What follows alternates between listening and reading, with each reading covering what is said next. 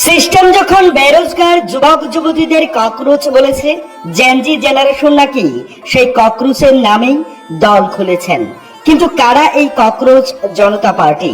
তাদের মূল উদ্দেশ্য কি সত্যি দেশ পরিবর্তন করা, নাকি জেনজি জেনারেশনকে কাজে লাগিয়ে পেছন থেকে কেউ খেলছেন বড় রাজনৈতিক খেলা?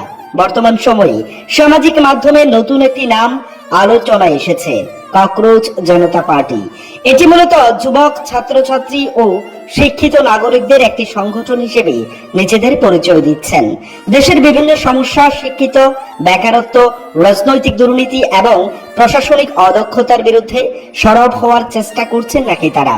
সামাজিক মাধ্যমে তাদের প্রভাব দ্রুত বৃদ্ধি পাচ্ছে এবং লক্ষ লক্ষ মানুষের কাছে তাদের বক্তব্য পৌঁছাচ্ছেন।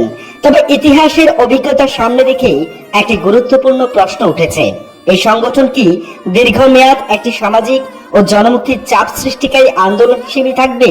তারা কি ছাত্র যুব সমাজের সমস্যা, শিক্ষিতদের কর্মসংস্থান এবং দুর্নীতিমুক্ত প্রশাসনের দাবিকে কেন্দ্র করেই কাজ চালিয়ে যাবে, নাকি অতীতের বহু আন্দোলনের মতো একসময় রাজনৈতিক দল গঠন করে নির্বাচনী রাজনীতির মূলধারায় প্রবেশ করবে? এর উত্তর আজ কারো জানা নেই। ইতিহাস বলছে অনেক আন্দোলন শেষ পর্যন্ত রাজনৈতিক সংগঠনে পরিণত হয়েছে, আবার কিছু আন্দোলন নিজেদেরকে স্বতন্ত্র সামাজিক চরিত্র বজায় রেখেছে। ককরোচ জনতা পার্টির ক্ষেত্রেও ভবিষ্যৎ কোন পথে এগোবে তার সময়ই নির্ধারণ করবে।